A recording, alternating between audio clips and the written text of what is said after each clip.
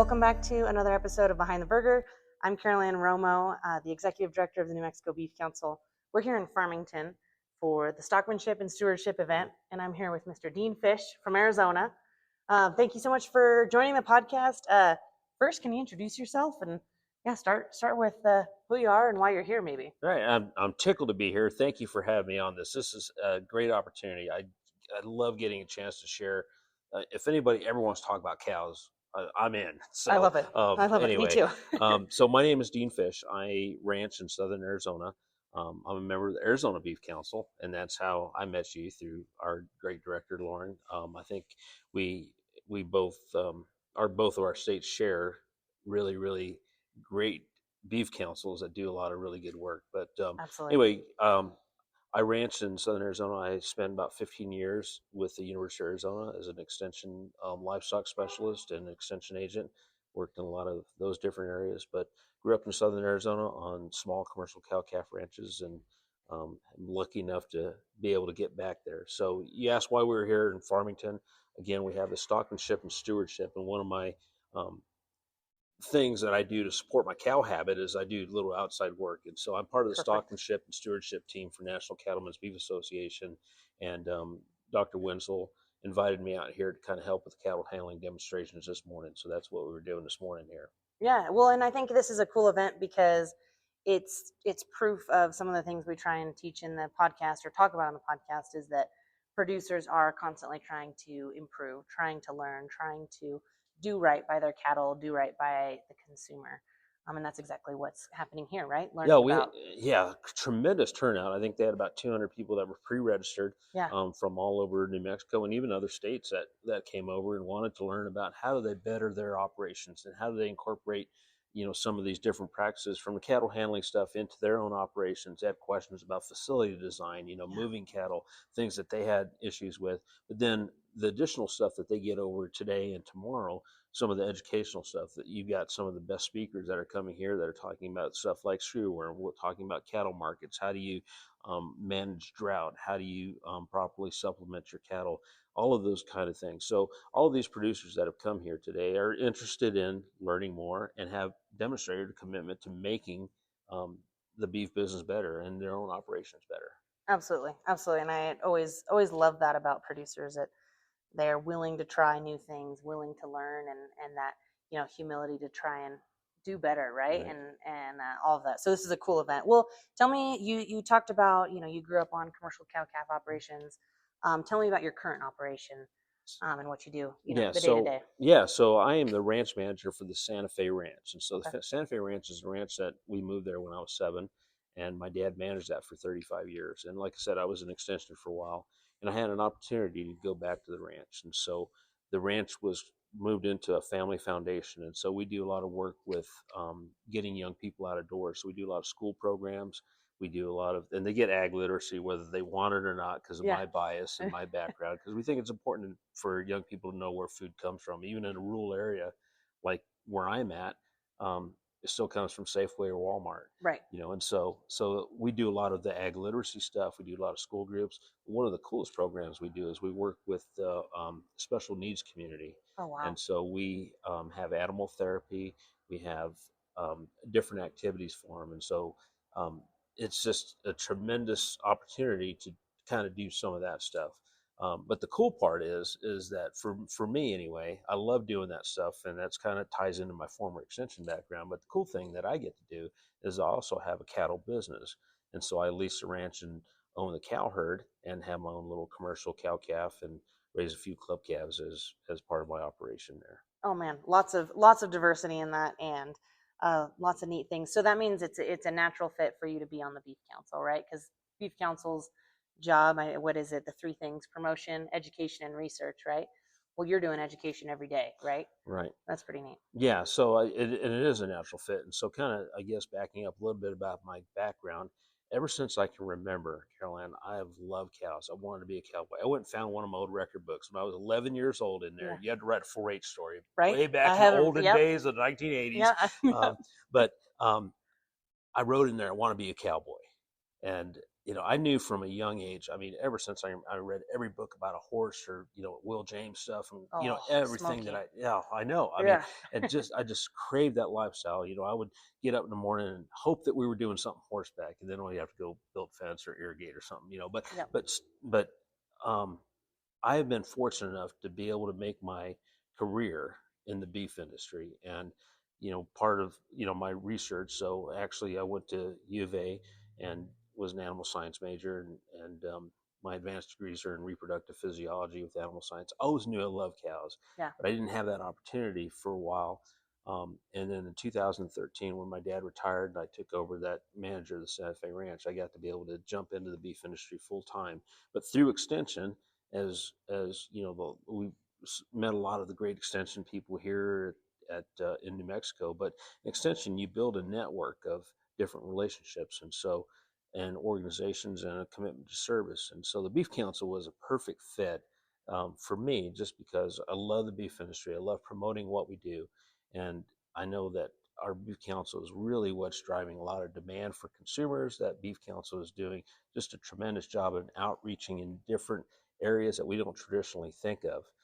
One of the things that I think, sometimes we get criticism is that you don't have the old Sam Elliott ads, Right. beef, it's what's for dinner. Well, we don't need to advertise to us. We're already choosing beef. We need to advertise to the people that normally don't choose beef or are on the fence.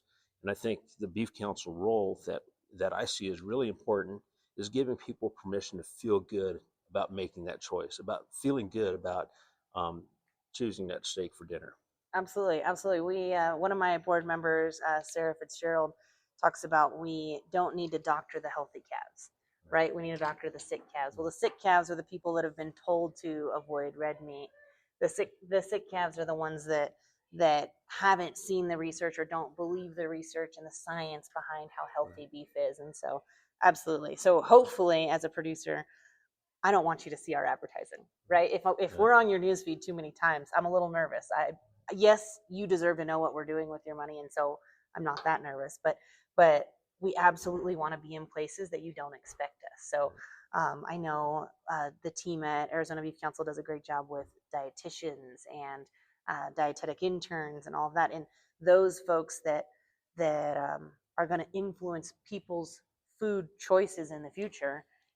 That's huge, right? The New Mexico and Arizona align perfectly on that. We love to focus on dietitians. That's absolutely a great thing. So, absolutely, we love Sam Elliott. We love Beef It's What's for Dinner. We say Beef It's What's for Dinner at the end of our podcast, in the role that runs after, and absolutely, it's an iconic brand. It just doesn't have to be. We don't have to spend all this marketing dollars on a big fancy commercial anymore, right? Okay, so we love to talk about landscape and climate in New Mexico. Arizona isn't that much different, especially southern Arizona and southern New Mexico. But can you talk about how Arizona's landscape and climate impact decisions you make on your ranch? Yeah. So if you look at, so I've been kind of would be classified probably as a high desert grassland, and so my headquarters is about 3,800 foot elevation. Annual precip is about 16, 17 inches a year. It's never 16 or 8, 17. It's either 12 or 24, Okay. and Yeah. usually leaning toward 12. Is where we're at. So we're pretty dry climate. So we've got to manage that. We are primarily a summer forage growing Okay. community, and so we'll grow most of our forage. We'll get some winter, some little bit of winter. We'll get some browse. We'll get some forbs. We'll get some other stuff. So, Okay. so from a grazing perspective, we're managing those summer perennials. That's our most important thing. And so we'll implement a rotational grazing. And so where that grazing plan will allow 2 out of 3 seasons of rest at least in every pasture. Oh, wow. So that we take care of those plants when they're most vulnerable.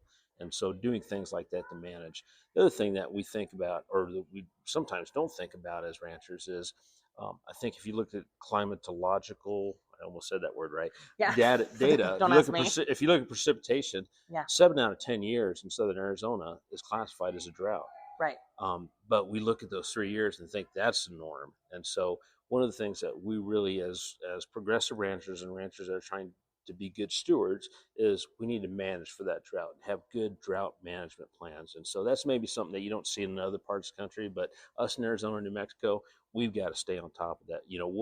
What is that hierarchy of actions that we need to take by certain dates in our particular microclimate that, for example, we should start raining first part of July. So, okay, if it's not raining by 15th of July, what do we need to start doing? Where do we cull? Where do we, find pasture, find alternative forage, whatever those plans are. But Right. we need to have kind of a timeline, and that's really related to drought. I think in New Mexico and Arizona, that I think is a little bit unique compared to other parts of the world. Absolutely, absolutely. I had the opportunity to be a guest on the Indiana Beef Council and Cattlemen's podcast, and they said their stocking rate is 3 acres to one cow, and in New Mexico it's 60 to 150 acres per one animal, right? So it is very unique in our part of the world, and one of my favorite things to tell consumers when we're talking to them is like you were saying, you're talking about the native grasses and you have all of this understanding, the forbs and the this, all of these words that sometimes kind of go flying past me even, and flying past a consumer, but you have to be a range scientist, right? And so everything you do is a choice and a plan for, like you said, if it rains, if it doesn't, and you're reliant on these native grasses, right?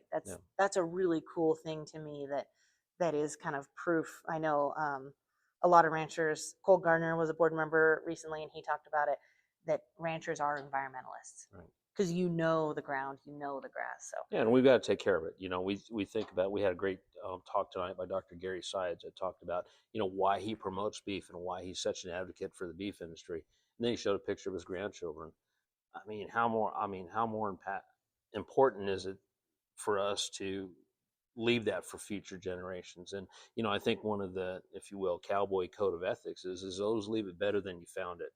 And I think that if you talk to most people that have a beef cattle operation, that's what they're trying to do. Either the livestock are going to be easier to handle, they're going to be better genetically, the resource is going to be more capable of sustaining drought, sustaining those kind of things. So always trying to make that a little bit better than what you found it, I think is important.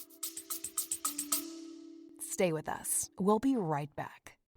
This episode of Behind the Burger is brought to you by the New Mexico Beef Council.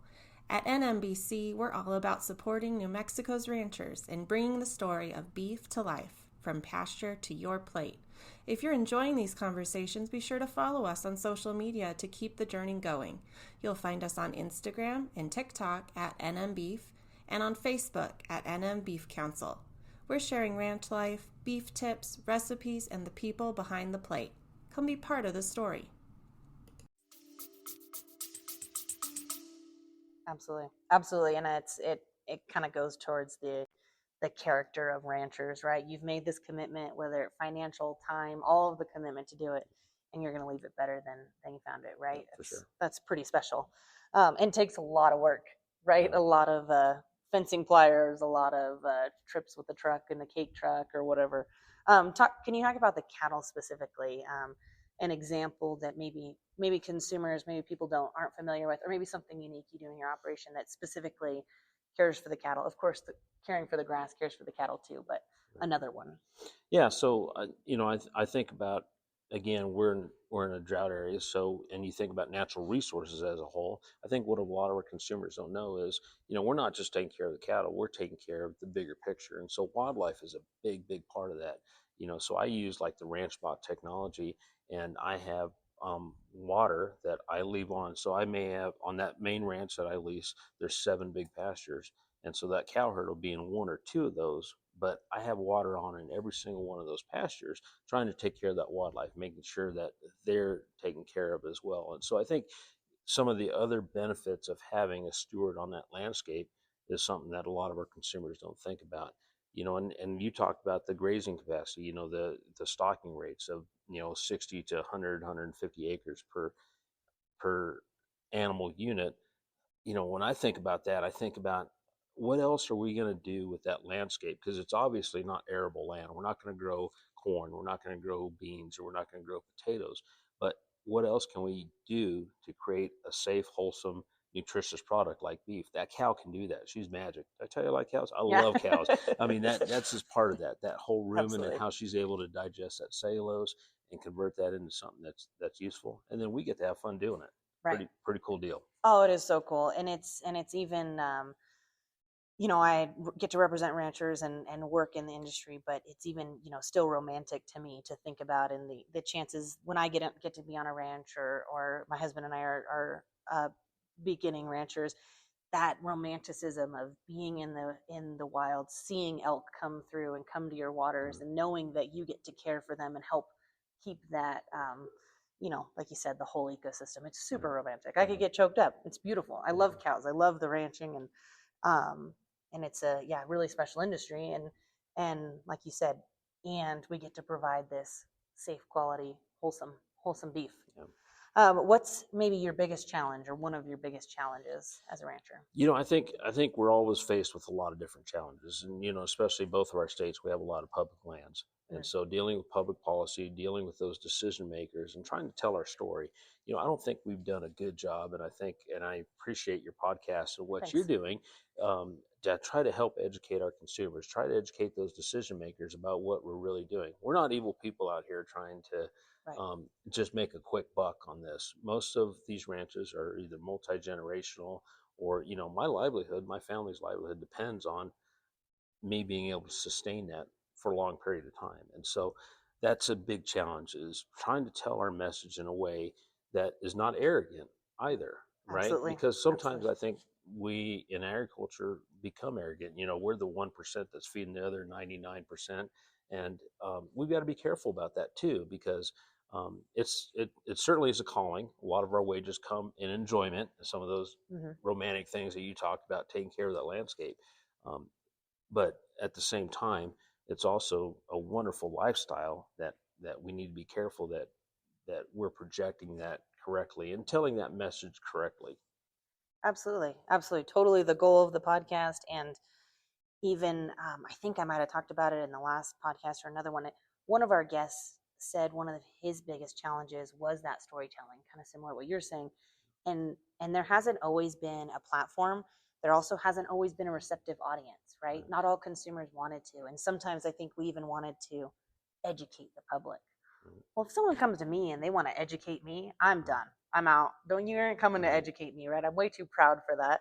But we don't want to do that, right? We want to share information, share the storytelling. And luckily now in 2026, we have, I forgot my podcast equipment, but I still had microphones and a camera, because we have access to modern technology, and we can do this. We've been storytelling for millennia, right? Yeah. Now we can storytell in a digital format. So absolutely, I think now is a great time to try and take that momentum forward and keep telling the story. Especially for a lazy guy like me that doesn't like to write. Yeah, right. I don't want to write. But I can sure talk. Nobody should give me a microphone. What's one thing that maybe consumers don't know about raising cattle? Maybe specifically in Arizona, and again, this might be a one more thing that people don't know. Maybe when people come to the ranch and they are really surprised by. I think from particularly the livestock side, the cow side, I think a lot of our consumers don't understand the work that's being done into the genetics and the genetic selection. We think about, we've mapped the bovine genome, right? We don't know what all those genes do and all those interactions, but we're getting a pretty good idea of predictability in those genetics. And so now we're able to take a little tissue sample, find the genomics, and select replacement heifers based on what our qualifications or our criteria are. We know that, say, a 1,200-pound cow, there can be two of those that, to keep them in a body condition score of 5, one's going to eat 60 pounds of forage, one's going to eat 40 pounds of forage. There's some feed intake differences. There's some efficiency differences. When we talk about agriculture in an arid environment, those efficiencies are what is going to keep us going and create more with less, right? We've done an amazing job in agriculture of being able to continue to feed the world with less cows, less land, less resources, but less doing people. it more doing it more impactfully and more efficiently with technology. And one of the things, sometimes when we've talked about genetics in the past, genetics is a little scary to the consumer or maybe to the social media keyboard warrior. And what genetics means in agriculture is, like you were talking about, traits that we can breed for that will be beneficial in the process. And it's the same type of breeding that we do with a doodle dog, right? We have hypoallergenic animal because the poodle doesn't shed, or however that works, right? And so I always just want to encourage that when we talk about genetics, it's just a simple breeding process. It's picking the best animal for the best cow for the best bull, putting them together for whatever our goals are that year, or that specific thing, or that what's needed in the genetic pool, right? Yeah, I think that's a great way to simplify that and put that. It's we're not modifying anything. We're not doing. I think about what tool my dad had. When he was starting to breed cattle. And he basically had phenotype, and basically looking at what doing a visual appraisal of an animal and trying to match it up with something else that visually looked the same. Then EPDs came along, right? And those were expected progeny differences, and those were calculated based on progeny performance. And so if a bull had a certain number of sons and daughters, and they could identify different characteristics and develop a number that gave some type of predictability to those calves. Now with the genomics, it's just basically more information. It's an in-depth information that knows that you can use the phenotype, you can use that bull's brothers, sisters, parents, whatever. But now the genetics that are actually going to quantify those breeding decisions. And so we're able to make much more rapid and better advances in our selection of livestock. Absolutely. It's amazing to see how far it's come, and even still me trying to understand those EPDs, the expected progeny differences, looking at those, birth weight. If you have a younger female, right, you heifer, you're going to have the lower birth weight, or attempt for the low birth weight. But then you want the low birth weight, but maybe a higher weaning weight, if that's a possibility, right? Because you're still thinking about the animal at the, later on in the process. So there's so many decisions to be made, and the more information you have at your fingertips is obviously going to make you a better rancher, better operator, just like in any business. Do you have a favorite story or funny story to tell that you can think of? Yeah, well, for your audience, Yeah. I'll have to probably tone that down. No, I think one of the funnest things. So I'm here doing stockmanship and stewardship, and so I kind of got that gig. I think 13, 14 years ago, working for the National Cattlemen's Beef Association. I was just a roadie, right? Yeah. And so I was there to help set up the pet chutes, set up the arena, kind of haul cattle in, do whatever was needed. And so after a couple of years, I think either Kurt or Ron didn't show up, and so they threw me in the arena to do a presentation. And so anyway, at the cattle convention, they would film those parts of the demonstrations of so forth. And so the producer told me, "Hey, you're gonna be on TV, Wednesday night." Yeah. So of course I get, I'm a pretty big shot, it's like, go and tell my mom. I'm like, "Mom, you better tune into RFD TV because Old Dino's going to be on TV." And so the only shot they had of Old Dino, I was sweeping. No. So my mom's like, "Yeah, pretty big deal there, Bejito." so anyway, keep you humble. good lesson in keeping humility and yeah. And what gets so, cut on the TV right, floor. exactly, That's the worst. yeah. That's the worst. What is something you're excited about in your operation? I think right now that I'm excited. I was talking to a young man today that's 20 years old, starting a beef business. I'm excited about the young people that are coming into our industry. I think it's such a great opportunity. I think about right now, and I'm gonna sound old timey now, but like way back in the 1980s and 90s, how did you get information like this? You had to go to a university, you had to go to a clinic, you had to go to a library to get stuff about beef genetics, to get that type of information. Now with the interwebs, you can YouTube how to AI a goat. You can YouTube how to change a headlight on your pickup. Right. There's that internet has changed and leveled the access to knowledge for young people, and young people are doing it. I do a little bit of work in the auction industry, and thinking about how we used to have to listen to an old cassette tape in the pickup to listen to Ralph Wade, auctioneer, to try to imitate him. Now you can go and you can listen to 20 different auctions per day and listen to your favorite Live. ones, and so and live, right, and kind of pick that stuff up. So I think the access to information and how we use that is so cool right now for young people that are coming in the industry. And now then think about all the new technologies that I don't even understand, like AI and so forth like that. How are those tools going to be incorporated into what the future of ranching and beef production is? It's really an exciting time to be part of the beef industry, especially if you're young. Absolutely, I agree. I think that's access to information is huge, and absolutely. Um, why do you do what you do? There's hard days, there's rough days, there's good days, of course. But what makes you keep going? Yeah, I love cows. I Yeah, love being around cows. I love the lifestyle. I love just what we do and what we represent. I love the ability that we can and take care of God's creation, do a good job, and produce a safe, wholesome product that feeds America and the world, really. And it's really, really satisfying to ship a load of calves that you've raised, or, I raised a few club calves, to have a calf that wins Santa Cruz County Fair or something like that. It's just rewarding that your work and the genetics and the care and the well-being of that animal produced something that's tangible, that's cool, and that's wholesome. absolutely. Like great reasons and a lot of shared reasons among cattle producers. Um, what is something that you want consumers to know? We've talked about things maybe they don't know, things that you do. What do you hope that consumers know about the people raising their food? I think that if consumers understand that we're doing the best job that we possibly can to take good care to give these cattle a good life, ultimately they're going to make that ultimate sacrifice for us at the end, and and feed us. But in the meantime, I think consumers need to know that we're doing the best job that we possibly can to create a nice, pleasant life for them. I don't think cows necessarily feel emotions, but I can tell when a cow is content. And if I can always keep that cow content, keep my horse content, keep my family content, keep people that I interact with, in a content frame of mind, I think I'm doing a pretty good job. And I think consumers need to know that, that's our goal. Anything else is counterproductive. Absolutely. Absolutely. I hope they know that as well.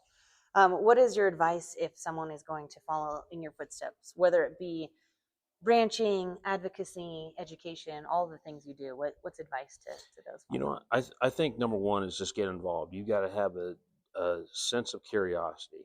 You've got to understand, okay, well, hey, the boss, if you say you're working on managing a place or working on a place and the boss picks out a bunch of bulls, why did he or she pick out those certain bulls? So always having that curiosity, I think, is really important.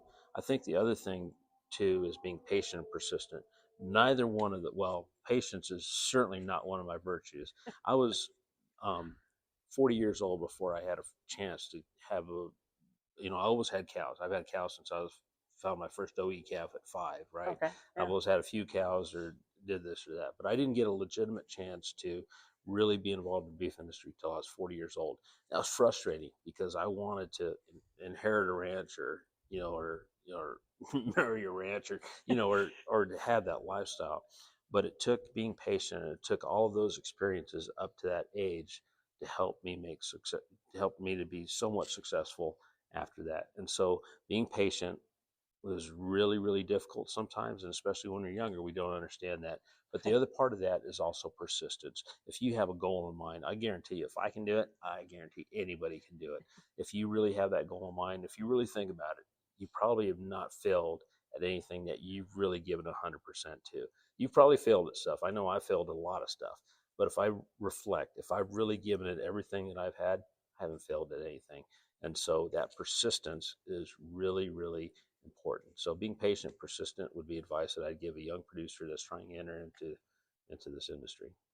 Excellent advice. Curiosity, patience, persistence. That's like a recipe for success in anything we're doing, right? In a new Absolutely. job, Yeah. new Life. Yeah. yeah, new social setting, anything. I think that's great. Great advice. Okay, so I always say this is my favorite question, maybe the most important question. What is your favorite way to eat beef? I think the typical answer would probably be like a bone-in ribeye or whatever. Yeah. But growing up along the U.S. Mexican border, so many of my early memories of going to, parties like quinceañeras or weddings. We had good old tough chuck steak cooked over a mesquite fire, wrapped up in a good flour tortilla with a little bit of salsa. Hard to beat. That's nostalgic, delicious. I can taste the Good charcoal little and texture to it. yeah, that's perfect. That's perfect. No, I think there's a lot of ways to eat beef. Yeah. We're just happy you're eating it, right? Absolutely. That's what we tell consumers. So, well, thank you so much for being on the podcast. Thank you for your work with the Arizona Beef Council, for your work with Stockmanship and Stewardship, and most importantly, thanks for your work to help feed the world. We have so much respect for what you do, and thanks for being on the podcast. Thanks for having me. Absolutely. Well, that's another episode. Thank you, guys. Behind the Burger is produced by the New Mexico Beef Council to celebrate the people and stories behind New Mexico beef. Thanks for listening. Follow the show so you never miss an episode, and connect with us on social media for more behind-the-scenes stories and updates.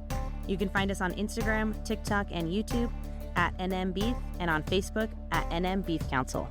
We'll see you next time, and until then, beef, it's what's for dinner.